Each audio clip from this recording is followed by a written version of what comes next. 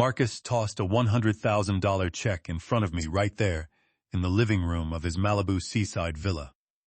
The slip of paper slid across the table and came to a stop beside the coffee cup I had just set down. He stood there in a bespoke suit, a watch on his wrist, worth years of an ordinary worker's wages, while behind him, guests raised their glasses to toast the new position he had just secured. None of them knew that only moments earlier, my son-in-law had demanded I vanish from his wife's life. Take it and get lost, Silas. From this day on, you no longer belong in Elena's life. I stared at the check for a long moment before looking up at Marcus. I wasn't angry, at least, not in the way he expected. What bothered me more was how casually he'd said it, as if he were firing a useless employee, rather than speaking to the father of the woman he called his wife. Marcus thought $100,000 was enough to buy my silence. He thought that by placing a hefty sum before a man accustomed to grease-stained hands and days spent in a machine shop, I would simply bow my head, take the money, and disappear. He didn't realize that over the past 40 years, I had learned something far more important than how to make money. Before something collapses, there are always subtle signs that people tend to overlook. And that evening, Marcus had given me plenty of signs. My name is Silas Thorne. I spent most of my life in factories, testing labs, and machine shops.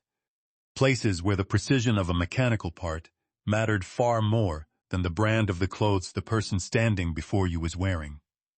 I've spent countless sleepless nights hunched over engine blueprints, correcting the slightest discrepancies in turbine systems, and standing for hours before running machinery just to detect an abnormal vibration. I'm not the type to wear suits, nor do I have any desire to prove my wealth to anyone. I've never tried to hide the calluses on my hands.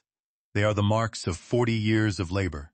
From the days I spent repairing machines and stripping down engines myself, standing in workshops so sweltering that my shirt would be soaked through with sweat. I never considered that any of this made me inferior to someone who could afford a watch costing hundreds of thousands of dollars. But Marcus saw it differently. He always looked at me as if I didn't belong in the family he was trying to build. In his eyes, a man ought to appear in expensive suits, step out of a luxury car, and know how to converse with people who have millions in the bank. I, on the other hand, was just an old man with an aging Jeep, an oil-stained workshop, and a life with nothing worth showing off at high society gatherings. I could accept his disdain. What I couldn't accept was that he made Elena start looking at me with that same gaze. Elena is my only daughter. She is carrying my first grandchild, and before Marcus entered her life, she was the strongest woman I knew. She used to debate with me for hours about work, new ideas, and concepts I sometimes didn't even fully grasp. She used to call just to share a little story from her day, or drop by the workshop on weekends to sit for hours watching me work on engines, even though she knew nothing about mechanics. But in the last few months, everything has changed. Elena calls me less often. Conversations between father and daughter grew brief, and whenever I asked if she was okay, the answer was always the same. "I'm fine, Dad." I knew that wasn't the truth. It was just that I had spent so much time convincing myself that everything would work out. I thought Elena was under pressure from work. I thought Marcus was simply too ambitious. I thought a marriage needed time for two people to adjust their lives to one another. I thought a lot of things, because sometimes a father would rather believe his child is happy than accept the possibility that he failed to see something unfolding right before his eyes. Until that evening, Elena had invited me to the Sterling family's seaside villa in Malibu for a party celebrating Marcus's appointment as CEO of Thorne Aerospace. She had called me earlier that day, saying she wanted me there for such an important family milestone. Her voice was very faint. I remember asking, "Do you really want me to come?" Elena was silent for a few seconds before saying she did. I didn't ask any more questions. I drove my old Jeep to Malibu just as dusk was falling.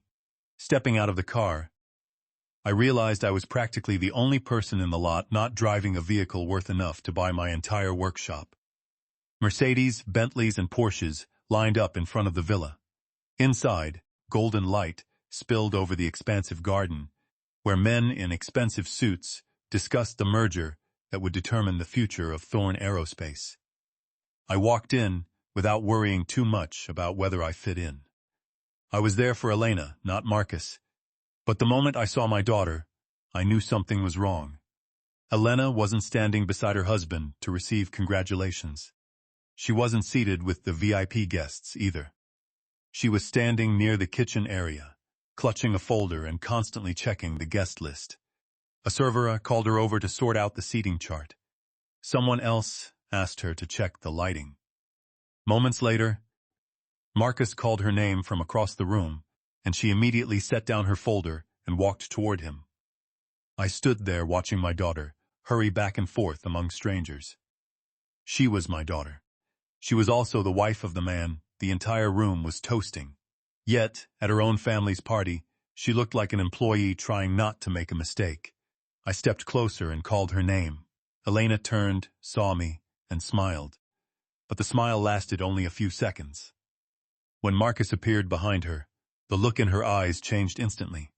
Marcus placed his hand on his wife's shoulder. At first glance, the gesture might have looked like a husband showing care for his wife. But I had lived long enough to recognize the difference between a loving touch and one meant to remind someone else who was really in charge. Elena looked down at the file in her hands.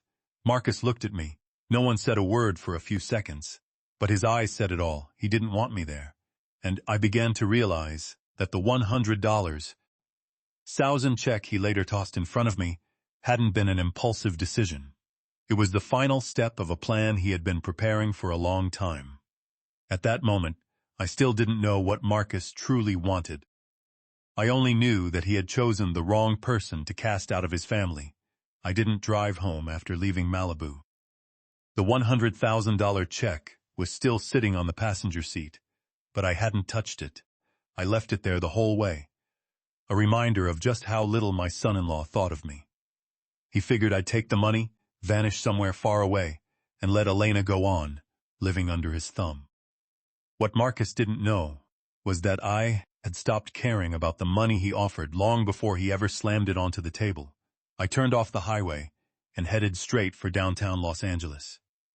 Nearing midnight, my old Jeep pulled up in front of a building that looked utterly unremarkable from the outside. No grand signage, no security guards at the entrance, no line of luxury cars waiting at the curb. An ordinary person would walk right past it without ever suspecting there was anything noteworthy inside. I entered through a side door. The guard stood up as soon as he saw me. He didn't ask for my name or demand identification. He simply nodded and opened the steel door leading to the basement. I passed through 2 security checkpoints, scanned my fingerprint, and stepped into a room that bore no resemblance to the building's exterior. No party music, no champagne glasses, no men talking about money, as if millions of dollars were nothing more than meaningless figures on a screen. There were only large monitors, files locked in secure cabinets, and a desk I had used for years, that no one in my family even knew existed. I sat down at the computer and accessed an account Marcus never knew existed. The name Vanguard Global appeared on the screen. If Marcus saw that name, he wouldn't believe his eyes, because Vanguard Global wasn't just any ordinary investment firm. It is the investment fund that holds a 90% stake in Thorn Aerospace. On paper, the shareholders behind the fund are a group of international investors, financial institutions, and companies registered in various countries. But there is only one person who holds the ultimate decision-making power. Me. For years, I have deliberately kept my name separate from Thorn Aerospace. I do not appear at shareholder meetings. I do not stand on stage when the company announces major contracts, and I never let the press know who truly controls the majority of the corporation's shares. Marcus thinks he has just been given the power to run an empire. In reality, he has merely been entrusted with managing an asset he does not actually own. I opened the first file on the desk. It is the founding dossier of Thorn Aerospace. Decades ago, I began researching jet engine systems that most aviation companies at the time deemed too costly and difficult to commercialize. I lacked the funds to build a major corporation, so I used my initial patents to generate capital. Then, I founded a company under a name unrelated to my own and began building it step by step. I wanted to see something. I wanted to know what would happen if, one day, I was no longer standing before the executives, what they would do with the thing I had spent my entire life building. I did not expect that test to reveal a far more painful truth. Marcus isn't just greedy. He is turning my daughter into a pawn in his scheme. I pick up my phone and call my personal lawyer. He answers after the second ring. What is it, Silas? I glance at the $100,000 check resting on the seat beside me, then speak slowly. Marcus thinks he's running my kingdom. There was silence on the other end of the line. I continued. I want you to show him what that kingdom is built on. I instructed him to immediately initiate a special audit of Thorn Aerospace. Specifically, a review of all records related to Project Icarus, which Marcus was directly overseeing. I wanted every transaction scrutinized, every contract examined, every payment reconciled, and every individual with access to the financial system vetted. I didn't tell the lawyer that I already knew what Marcus might be up to. I wanted him to leave a trail himself. I wanted the truth to emerge from the records, not from the accusations of a father enraged by his daughter's mistreatment. If Marcus had truly done nothing wrong, the audit would prove it.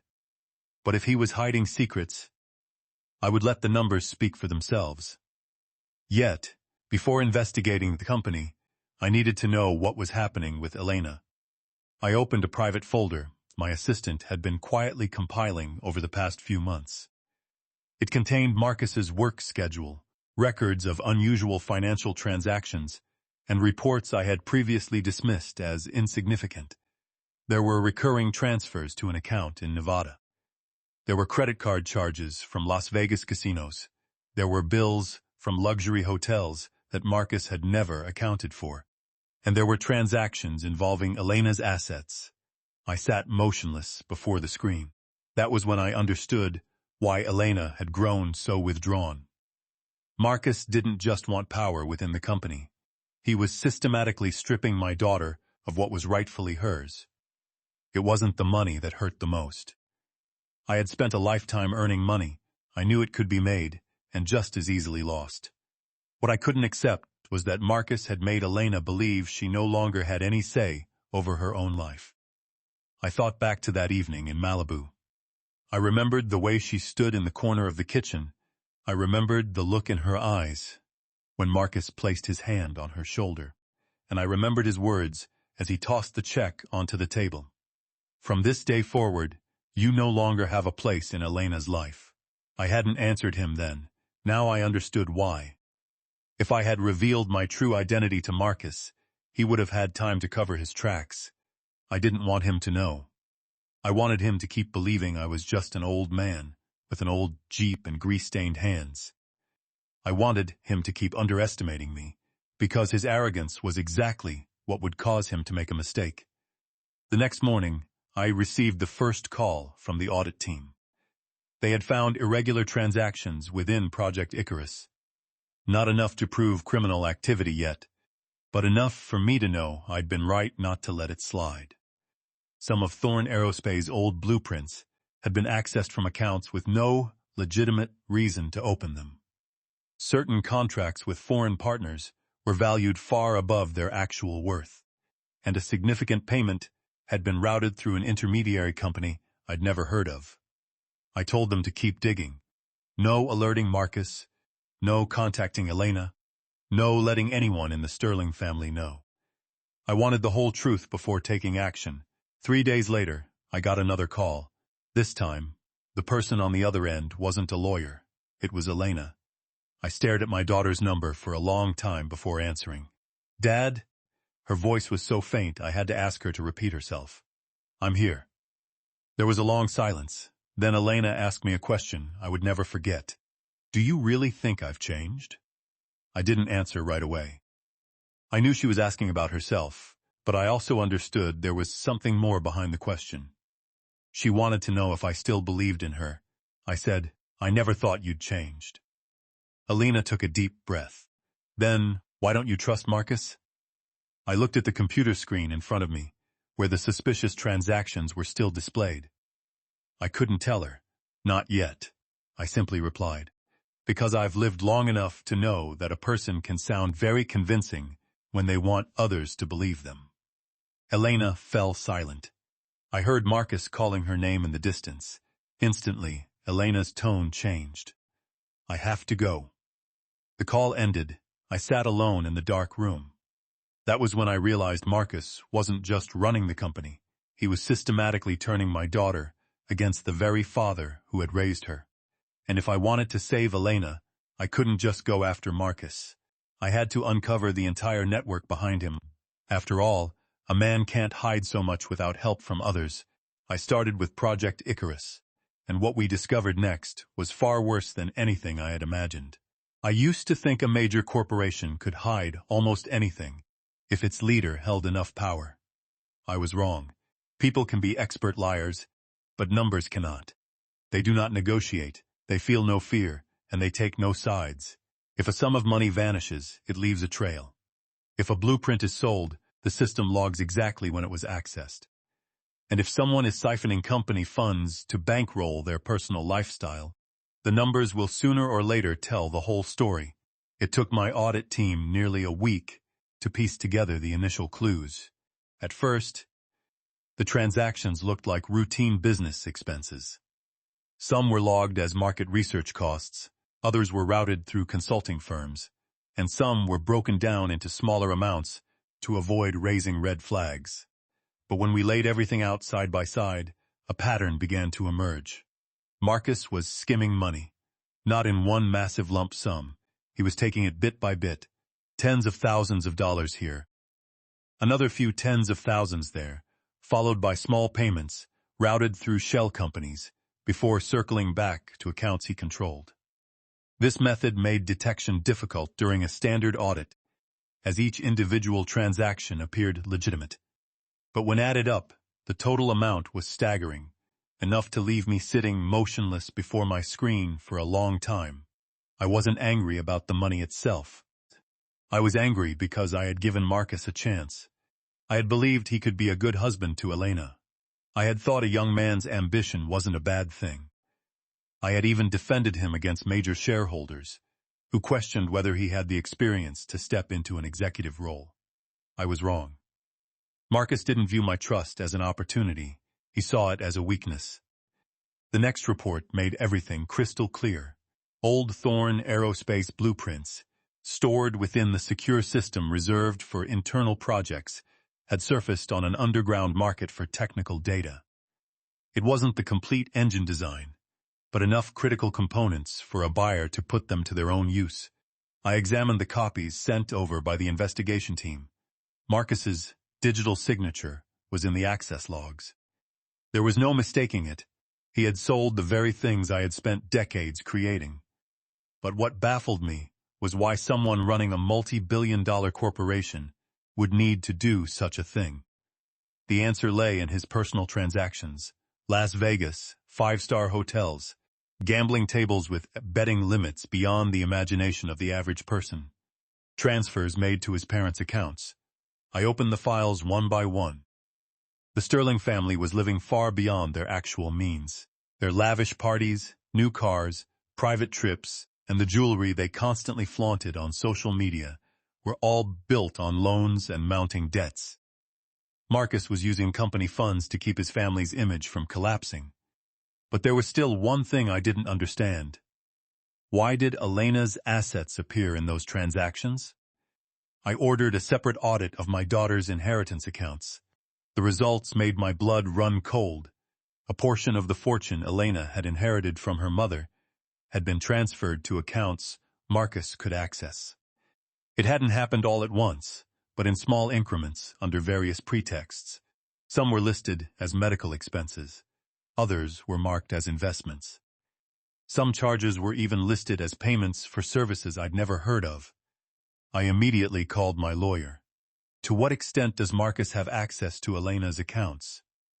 He explained that while Elena remained the primary owner, Marcus had been granted management rights over certain accounts after they married. I closed my eyes. I thought back to the call from a few days ago. Elena's voice had been weak. Her question about whether I still trusted her. It was all starting to make sense. Marcus wasn't just siphoning off company funds.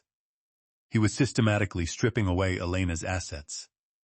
But that wasn't the worst of it. The investigative team uncovered a series of prescriptions issued to Elena over the past few months. These weren't medications for a serious illness. They were sedatives, prescribed at dosages, that made me immediately ask my lawyer to look into them further. I called a doctor I trusted. He reviewed the list of medications and fell silent for a long moment. Silas, without a clear medical indication, regular use of these drugs could leave her drowsy, unfocused, and struggling to stay alert. I didn't ask any more questions. I knew what I had to do. That evening, I stood outside Elena's house. I didn't go in. I simply sat in my car, parked a short distance away, and watched the house where my daughter lived. The living room lights were still on. Around 10 o'clock, Marcus stepped out onto the balcony to take a call. He was smiling. It was a smile I had never seen him direct at Elena. I switched on the recording device in my car, not to eavesdrop on some trivial private conversation, but to capture anything directly related to the illegal activity we were investigating. Marcus was talking to someone. I couldn't hear the whole conversation clearly, but there was one sentence I couldn't forget. The more she sleeps, the better. I sat motionless. I didn't know who was on the other end of the line, but I knew those words didn't come from a husband who cared about his wife. I called the investigation team and asked them to track every transaction involving those drugs. 2 days later, they found a connection. Marcus had transferred money to a private clinic, not the clinic treating Elena. It was a place where an acquaintance of his worked. I looked at the file in front of me and, for the first time, felt something even stronger than anger. Fear. I was afraid that while I was busy investigating the money, my daughter might be suffering and harm in a way that couldn't be fixed by a lawsuit. I called Elena again. This time, she didn't pick up. I called a second time, still no answer. Nearing midnight, my phone buzzed. A text message from Elena. "Don't come here, Dad." Just 4 words. I stared at the screen for a long time. Then, another message appeared. "Marcus will get angry." I didn't need any more proof to understand just how serious the situation was. I wanted to drive there immediately, but my lawyer stopped me. If I showed up without a plan, Marcus could destroy all the evidence. He could move Elena somewhere else. He could paint me as nothing more than an angry father trying to ruin his daughter's marriage. I hated admitting it. But he was right. So, I kept waiting. I kept investigating. And while I waited, we discovered a second person. His name appeared in the Project Icarus files more often than any other.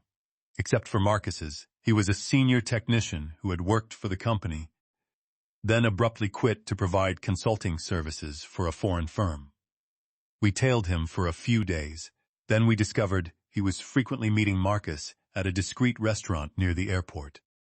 He wasn't just helping Marcus transfer data. He was the middleman smuggling the blueprints out. I looked at a photo of the two of them sitting across from each other through the restaurant window. Marcus was smiling. The other man was opening a briefcase. I couldn't hear the conversation.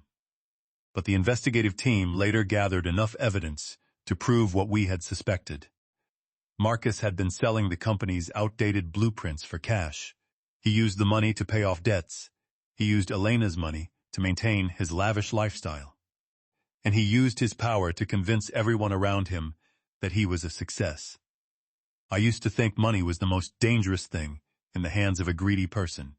I was wrong. The most dangerous thing is power, when a person believes they are untouchable.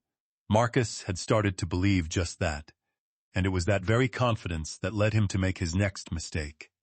A week later, I received an invitation to the Thorn Aerospace engine testing site. Marcus was the one who sent the invitation. He wanted me there to sign some documents regarding the company's old assets. I read the invitation and chuckled. He had no idea. I already knew everything. He was unaware of the ongoing investigation, and he certainly didn't know I had already begun preparing for the day everything he had built would come crashing down. I replied that I would attend. But this time I wouldn't be arriving as an old man cast out of the party by his son-in-law. I would arrive as the holder of a 90% stake in the very empire he thought he had seized.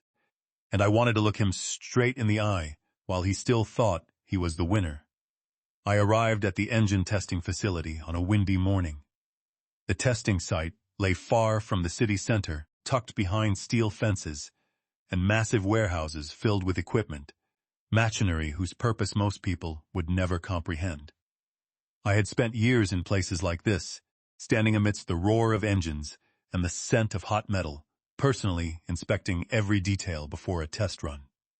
But this time, I wasn't here to check the machinery. I was here to reclaim what belonged to my family. After Elena married Marcus, many of her mother's keepsakes were moved from the old house into the company's storage facility. Marcus had claimed it was only a temporary measure while the house underwent renovations, but I never saw those items again. Among them was a small wooden box containing letters, family photos, and a few mementos my wife had kept from our early years together. They held little market value, but to me, they were priceless, irreplaceable at any price. I walked past security and asked for access to the storage area. The manager looked at me in confusion, then called his superior. I didn't lose my patience. I simply stood there and waited. About 10 minutes later, an employee returned to say they couldn't let me in without Marcus's permission. I looked at him. Fine. I turned and walked outside. There was no need to argue.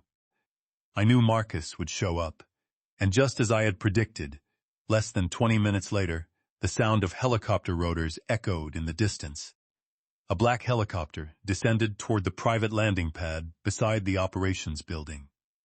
Marcus stepped out first, followed by his parents.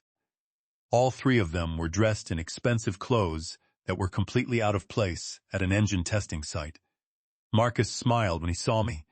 It was the smile of a man who believed he had already won.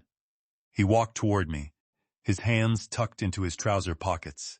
"Don't you get it yet, Silas?" I didn't answer. Marcus glanced at my worn-out mechanic's clothes and laughed. "This isn't a place for retirees." His father stood behind him, chuckling along. His mother looked at my dusty shoes and turned away, as if afraid they might soil her clothes. I looked at the three of them. I had once thought that wealthy people would understand the value of hard work. But I was wrong. Marcus and his family only understood the value of things that could be flaunted before others. He stepped closer. "Did you come here to get your wife's old things?" I looked at him. "Yes." "Those things don't belong to you anymore," I asked. "Then who do they belong to?" Marcus didn't answer immediately. He glanced at his father and smiled. "The company." I said nothing, because I knew he was lying. Those mementos had never been the property of Thorn Aerospace. They belonged to Elena, and, if they had been moved to the company warehouse without her consent, that would be a separate issue for my lawyer to handle. Marcus seemed unaware of what I was thinking. He turned to his parents and remarked that I still hadn't accepted the fact that my daughter had joined another family. I listened without reacting. I was too tired of hearing such words. My only concern was Elena. I asked him, "Where is Elena?" The smile vanished from Marcus's face for a split second. Then he said that Elena was at home. "She isn't well." I looked at him. "What's wrong with her?" Marcus shrugged. "She's pregnant. You know how sensitive pregnant women can be." I said nothing. I remembered the pills. I remembered Elena's text message. I remembered what Marcus had said over the phone. The more she sleeps, the better. I looked at the man standing before me, and for the first time, I didn't see a son-in-law. I saw only someone standing between me and my daughter. Marcus stepped closer. "You should face the facts, Silas. Elena has a new family now," I asked. "A new family?" He nodded. "Right. And you're no longer needed." I studied him for a few seconds. Then I asked a question that caught him off guard. "Marcus, do you really think you've won?" He smiled. "I don't think so. I know so." I didn't reply. I turned and walked toward the Jeep. Marcus called out after me, "Oh, one more thing." I stopped. He said there was an important signing ceremony taking place on a yacht that evening. A multi-billion-dollar merger was set to be announced. He mentioned that all the key players in the aviation industry would be there. Then he smiled. "You can watch it live on TV." I turned back to look at him. "Watch out for the height, Marcus." He frowned slightly. I continued, "When you fall from the top, the sound of breaking bones is very loud." His father laughed. Marcus smiled too. He thought I was trying to act tough. He didn't know that my phone already held a folder packed with evidence of his actions. He didn't know my lawyer was preparing the legal documents. He didn't know the investigative team had pinpointed the suspicious transactions, and he certainly didn't know that the very ceremony he'd just used to gloat in front of me would be the place where it all ended. I left the construction site, but before getting into my car, I received a text message from Elena. "Dad, I'm sorry." Just 4 words. I read them over and over. I called back immediately. No one answered. I called a second time. Still no answer. I stood beside my Jeep, staring at the phone screen. I didn't know what Elena was apologizing for. Maybe she was sorry for trusting Marcus. Maybe she was sorry for pushing me away. Or maybe she was trying to tell me she'd realized something, but couldn't put it into words. I didn't know, but I knew I couldn't wait any longer. I called my lawyer. "We're moving forward." He asked if I was sure. I looked toward the testing facility. "I'm sure." I added that everything had to be ready by tonight. No mistakes, no advance warnings, no leaks. I wanted Marcus to step onto that stage, believing he was about to become the most powerful man in the room. I wanted him to see the people rising to applaud him. I wanted him to hold the pen, ready to sign the contract that would change his life. And then, I wanted him to realize that everything he held in his hands had never truly belonged to him. That afternoon, I returned to my apartment. I opened the small cabinet beside my desk. Inside was a dark blue suit I hadn't worn in years. I took it out. It wasn't the sort of outfit a mechanic would wear. But tonight, I no longer needed to appear as a mechanic. I had spent too many years in the background. Tonight, I would step into the spotlight. I changed, adjusted my cuffs, and looked at myself in the mirror. The man looking back was still me. The same eyes, the same face, etched with the lines of decades of hard work. Only one thing had changed. I no longer wanted to save Marcus from the consequences of his actions. I wanted to save Elena. And to do that, I had to make the world see him for who he truly was. Around 8 o'clock, the car dropped me off at the harbor. In the distance, the $200 million superyacht glowed brightly against the water. Luxury cars were constantly arriving, dropping off guests, politicians, investors, business leaders, and aviation industry heavyweights filed onto the deck. They had all come to witness Marcus sign the deal he had been boasting about for months. I stepped out of the car. No more oil-stained shirt, no more work boots, no more looking like the man Marcus used to call a failure. I was wearing a bespoke dark blue suit from Savile Row. Behind me stood the legal team and the officers tasked with carrying out the arrest. I looked at the ship, then I checked my watch. Marcus was getting ready to take the stage.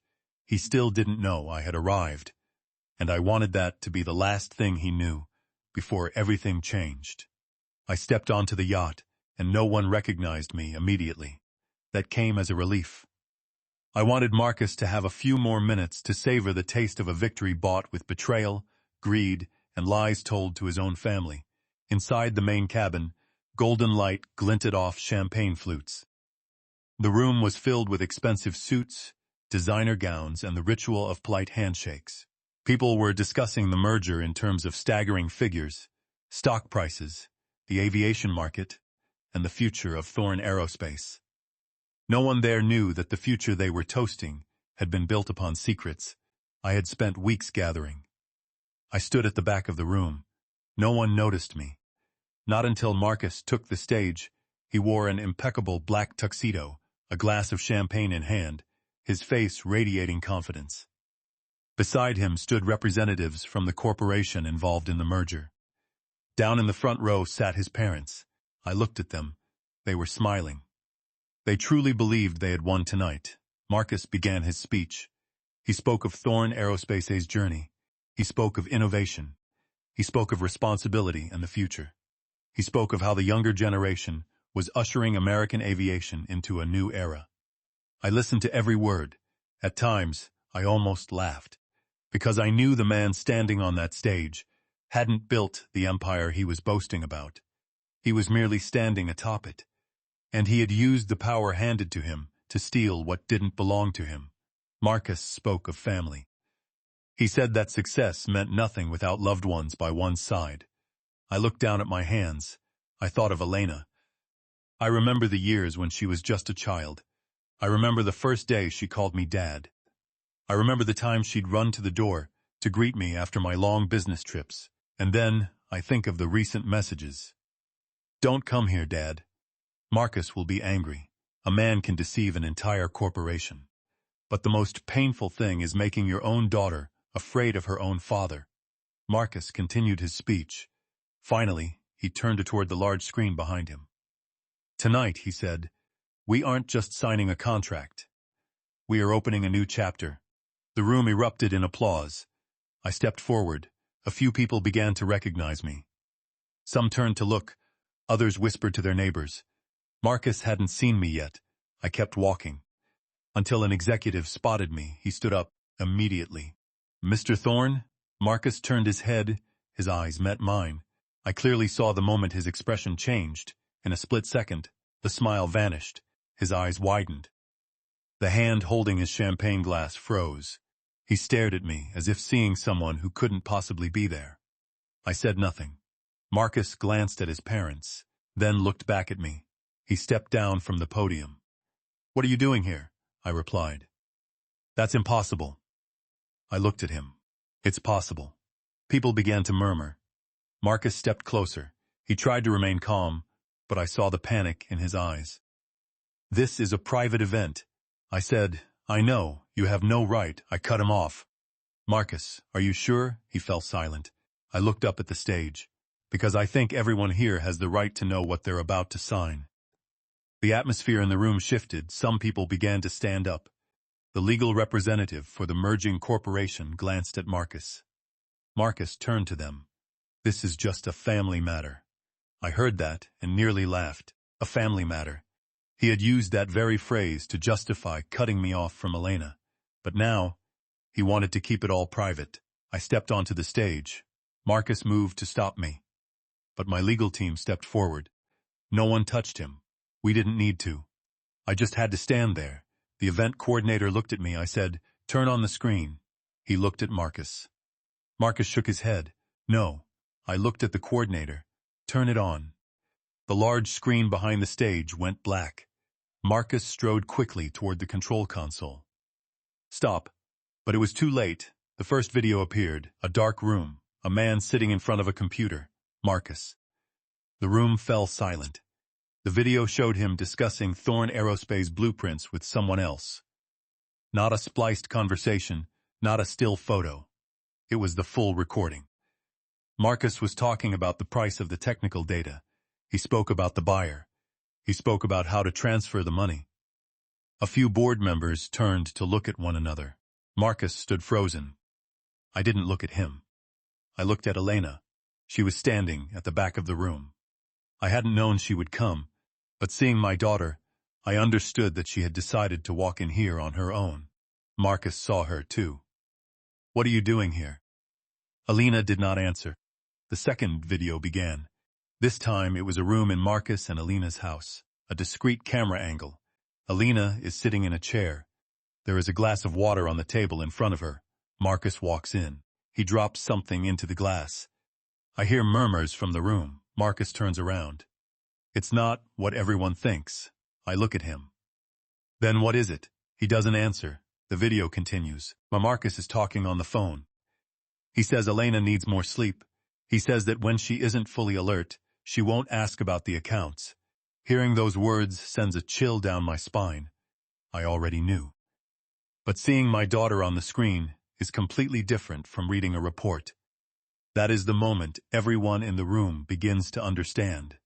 This is no longer just a business dispute. Marcus has turned his own wife into a tool to maintain control over the assets. His father stands up abruptly. This is a fake. One of my lawyers places a file on the table in front of him. The originals have been verified. He falls silent. I turn to Marcus. Do you still want to claim this is a family matter? Marcus looks at me. For the first time, I see his confidence waver. He starts to back away. You were spying on me, I reply. I was investigating what you were doing with my assets and my daughters. He looks at Elena. Did you tell him? Elena shakes her head. No. Marcus turns back to me. Then how did you find out? I say. You left too many traces. I signal. The screen switches to transaction logs, every sum of money, every account, every shell company, every transaction related to Project Icarus. The room falls almost completely silent. The people who, just moments ago, had raised their glasses to toast. Marcus were now looking at him as if he were a stranger. I laid it all out, point by point, the blueprints that had been sold. The funds diverted into personal accounts, the gambling debts, the money used to maintain the Sterling family's lifestyle.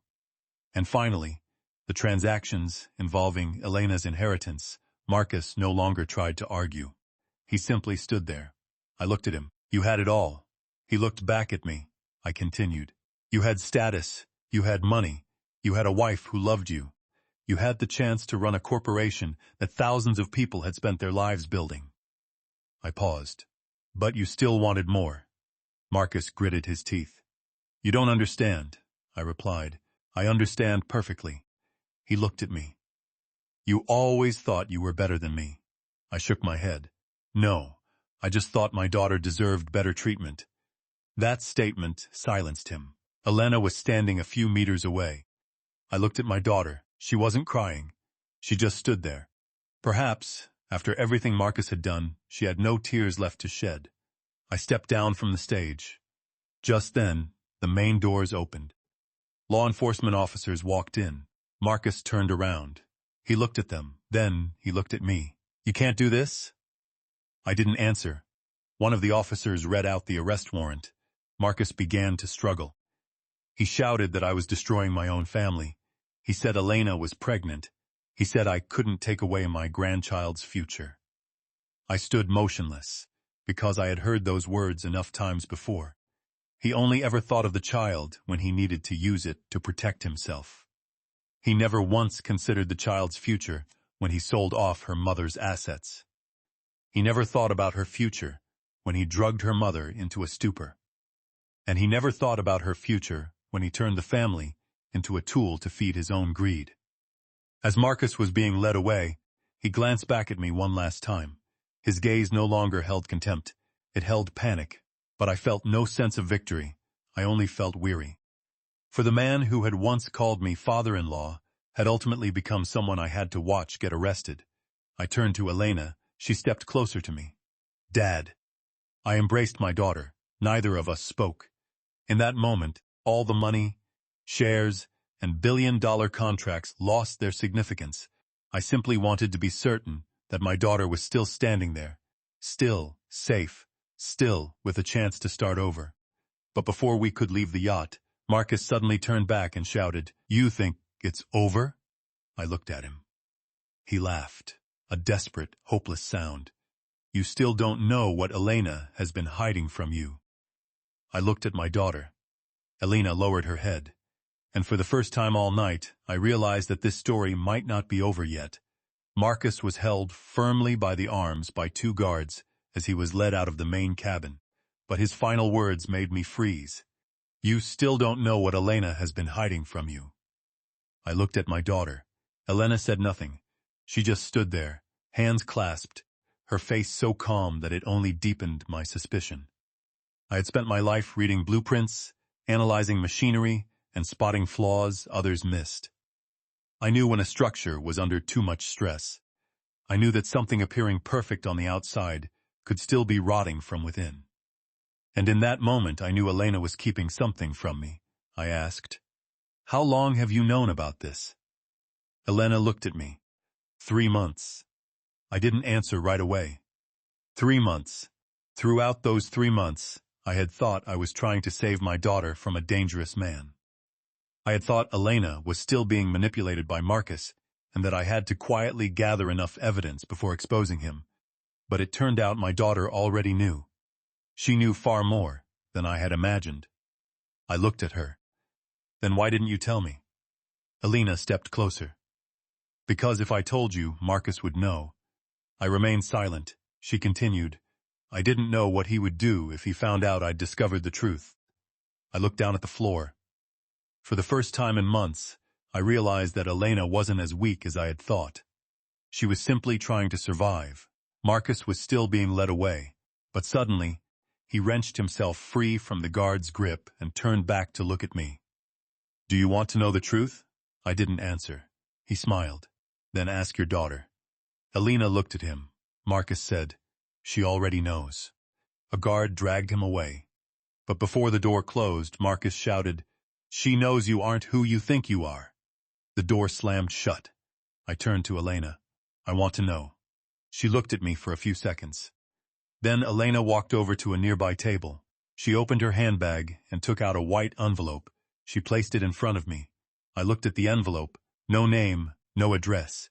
Just a single handwritten line, DNA test. I looked at Elena. "What is this?" she said. The answer to what Marcus just said. I opened the envelope. Inside was a DNA test report. I read through it line by line, then I stopped. There was a result that made it impossible for me to keep reading.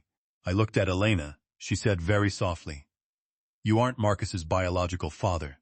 I didn't understand, or perhaps I did, but my mind refused to accept it. Marcus was my son-in-law, part of my family. I had treated him like kin. I had given him power. I had given him opportunities. But Elena shook her head. "He doesn't belong to this family." I looked back at the paper. "Then why?" Elena cut me off. "He lied to all of us." I looked up. Elena explained that 3 months ago, when she began to suspect Marcus's financial dealings, she had secretly hired an independent lab to verify information she had heard about his past. The results made her realize something. Marcus had built his image on a family story that wasn't entirely true. He always claimed to belong to the Sterling family. He always used that name to open doors, to build connections, to gain people's trust. But the documents Elena found revealed that his background was far more complicated. I looked at my daughter. "Did you know about all this?" Elena nodded. "I knew Marcus wasn't who he claimed to be." I asked, "Then why did you stay with him?" She remained silent for a long time. Then she said, "Because I was afraid."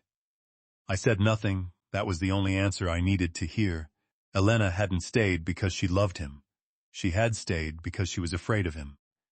And I realized I had misunderstood my daughter's silence all along. I had thought Elena was weak. I had thought Marcus was manipulating her to the point where she couldn't make her own decisions. But in reality, she was waiting for the right moment to escape. I looked toward the door where Marcus had just been taken away. "Did you send the information to me?" Elena nodded. "I sent you the account passwords." I recalled the day I first received that data. I had assumed it was the work of the investigation team. I had no idea the person behind it was my own daughter. Elena said, "I knew you wouldn't believe me if I just told you." I gave a soft laugh. "You know me so well." She smiled too. But the smile quickly faded. Elena looked at me. "Are you angry with me?" I didn't answer immediately. I thought about the past 3 months. About the sleepless nights. About seeing Marcus's name in the reports. About the feeling of knowing he had betrayed the family. Then I looked at my daughter. "I'm only angry that you had to go through all of that alone." Elena lowered her head. I placed my hand on her shoulder. "You don't have to do that anymore." She looked up. I said, "I'm here." For the first time in months, Elena burst into tears, not the tears of despair. Not the tears of someone who had been defeated, but the tears of someone finally allowing herself to stop fighting. I held my daughter close. Behind us, The guests stood in silence. Some didn't know where to look. Others bowed their heads. The people who had shaken Marcus's hand just minutes ago now wanted nothing to do with him. The Sterling family, too, had lost their initial air of arrogance. Marcus's father stood by the table, his face drained of color. His mother couldn't utter a word. Their family accounts had been frozen pending the investigation. Assets linked to illegal transactions were being inventoried. I looked at them. I felt no joy, because I knew that money could vanish in an instant, but honor takes years to build, and once destroyed, not everyone gets the chance to rebuild it. I turned to Elena. "Let's go home." She nodded. But before we could leave the main cabin, a legal representative approached and handed me one final file. I opened it. It was the order suspending all of Marcus's executive authority at Thorn Aerospace. All his access privileges had been revoked. Every account linked to Project Icarus had been frozen. The investigation into the sale of technical data had also been officially expanded. I stared at the words. For months, I had thought I needed to destroy Marcus to protect my family. But in the end, I realized that what I truly needed to do wasn't to destroy him. I simply needed to stop him from destroying others. As we stepped out onto the deck, the sea breeze blew strong. In the distance, the city lights shimmered on the water. Elena stood beside me. She rested a hand on her belly. I looked down. My grandchild was still there. A life as yet untouched by the deeds of adults. I thought of Marcus. He had claimed he did it all for the family's future. But a man who truly wants to protect his family would never turn his loved ones into mere tools. I said to Elena, "The baby will never have to grow up in a house like that." She looked at me. "I know." I gazed out at the sea. I had once thought I had lost everything. A father betrayed by his own son-in-law. A man scorned by his daughter's family. An old engineer cast aside as an obstacle to someone else's success. But that night, standing on the deck with Elena beside me, I understood that I had never lost what mattered most. I still had my family, and this time I would not let anyone, with money, power, or lies, take it away from me again. 6 months after Marcus was arrested, my life had changed in ways I'd never imagined. No more meetings dragging on until midnight. No more calls from lawyers asking me to review yet another stack of files. No more hundreds of pages of financial reports cluttering my desk. No more backroom negotiations. And no more men in expensive suits trying to guess what I was thinking. I had returned to where it all began.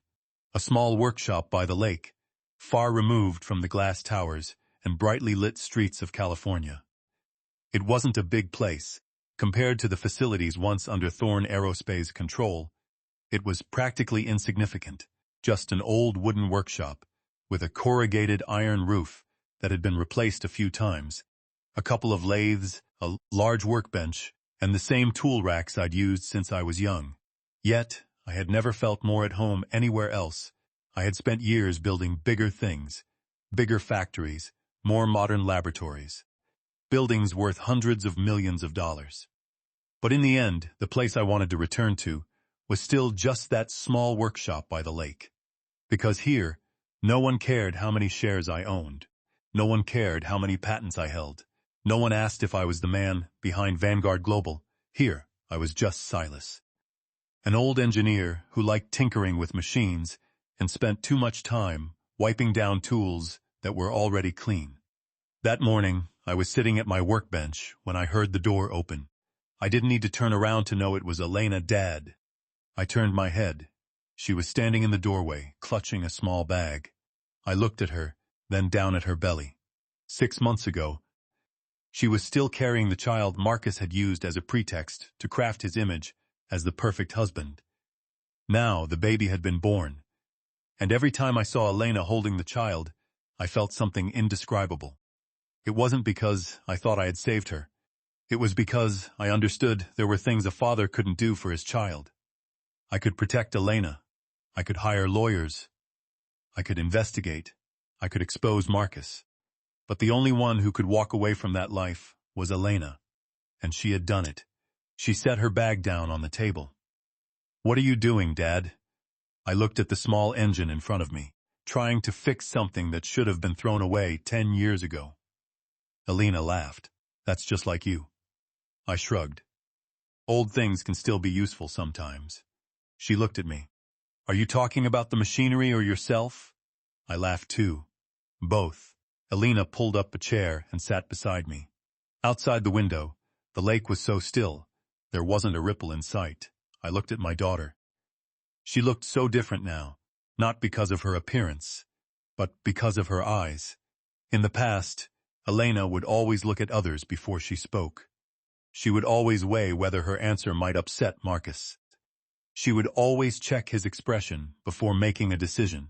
She didn't do that anymore. She looked straight at me. She looked straight at the world. And most importantly, she looked straight at herself. I used to think that change would come from money, or from a legal battle. But I was wrong. The turning point for Elena was the moment she realized she didn't need anyone's permission to live her own life. I asked, "Are you okay?" She nodded. "I'm fine." I knew she didn't need to say another word.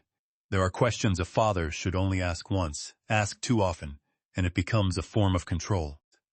I came to understand that after everything that had happened, I used to think protecting my family meant knowing everything, controlling every danger, preparing for every possible scenario.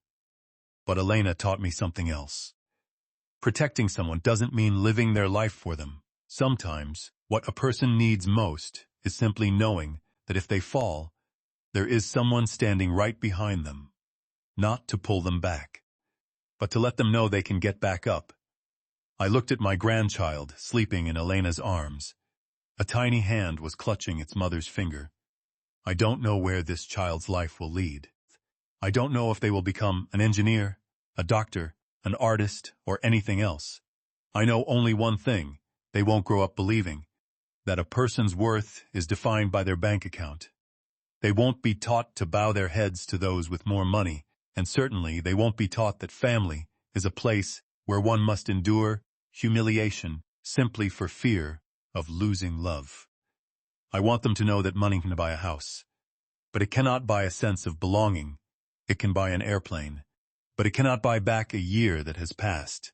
It can buy power, but it cannot make a betrayed person forget the feeling of the one they trusted most, turning their back on them. Marcus once thought he understood me. He saw an old man, an engineer in worn-out clothes, a Jeep that had seen too many years of service, calloused hands.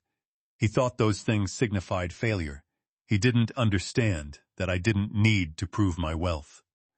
I had spent a lifetime building something more valuable than money: trust, honor, and the ability to stand firm when everything around me was collapsing. I still remember the $100,000 check Marcus once tossed into my coffee. That day, I stared at it for a long time, not because of the money, but because I understood what he was really trying to buy. He wasn't buying my silence. He was trying to buy the right to erase me from his daughter's life. And that was something I could not forgive. Not because I needed Elena to belong to me, but because I knew Marcus wanted to isolate her from anyone who could help her see the truth. He wanted Elena to believe that no one was on her side.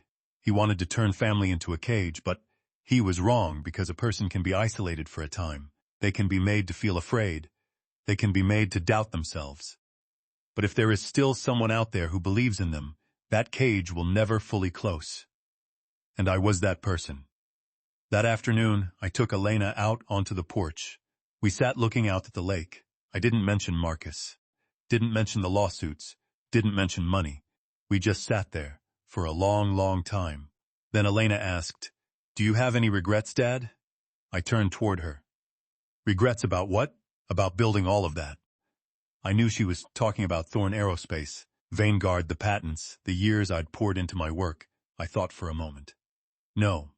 She looked at me. I said, "My only regret is that there was a time I thought, if I built something big enough, our family would never be in danger."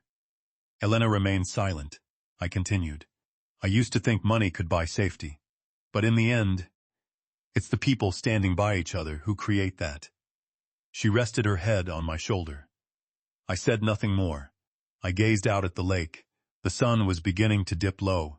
The last light of the day bathed the distant trees. In that moment, I realized my life had come full circle. I had started in a small workshop, then built a company. The company grew into a corporation. The corporation became part of a financial empire. I had money. I had power. I had the things so many people spend their lives chasing. But when everything was pushed to the limit, what I needed most was just a simple statement from my daughter. You're still here. And I wanted her to know that I was still here too. Not as a boss, not as a shareholder, not as someone who could shake an entire corporation with a single phone call, but simply as her father, a father who had made mistakes, a father who had been so focused on building the future that he'd forgotten to see how his loved ones were living in the present. I looked at my grandchild. The baby was beginning to stir. Elena leaned down. I stood up. A small silver screwdriver still lay on the workbench. It was a tool I had kept since the early days of my career. I picked it up and handed it to Elena. For the kid someday. Elena looked at the screwdriver. Do you want him to be an engineer? I shook my head. No. I looked at the child. It's up to him. I smiled. I just want him to know how to fix the things he can. Elena smiled back. And the things that can't be fixed. I placed the screwdriver in her hand. Then learn how to walk away. That was all I wanted to pass on. Not an empire. Not a bank balance full of numbers. Not a name big enough to make others bow their heads. Just the ability to stand back up after life knocks you down. And the understanding that simplicity is never a sign of weakness. Marcus saw the calluses on my hands and thought they were proof I belonged to a world beneath his. He saw my old Jeep and thought I wasn't fit to enter his world.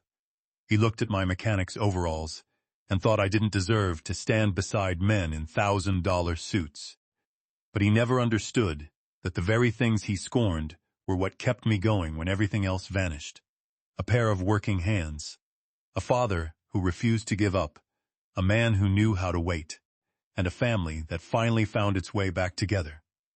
I glanced at Elena one last time before we stepped into the house. I said, "Do you know the most important thing I learned after all this?" She asked. "What is it?" I looked out at the lake. Never mistake simplicity for weakness. I paused, and never assume that a silent person knows nothing. Elena smiled. I looked at the grandchild sleeping in her arms. Then, together, we stepped into the workshop. Outside, the sun was slowly slipping behind the trees. Inside, a small lamp still glowed on the workbench. Its light fell upon the old tools, the yellowed blueprints, and the silver screwdriver I had just handed to my daughter. I used to think of it as just a workshop, but that evening I realized it was something more. It was where I began, and it was where my family began anew. After everything Marcus had done, I no longer sought revenge. The law would decide how he paid the price. As for me, I had found my own answer. I would go on living. I would go on working. I would go on watching my daughter grow. And I would watch my grandchild grow up free from the burden of the previous generation's lies. Because, in the end, what defeats a traitor isn't always money or power. Sometimes, it is simply the truth. A truth held on to long enough, a person patient enough, and a family with enough love not to let go of one another. That is something Marcus could never understand, and something he could never take away from me.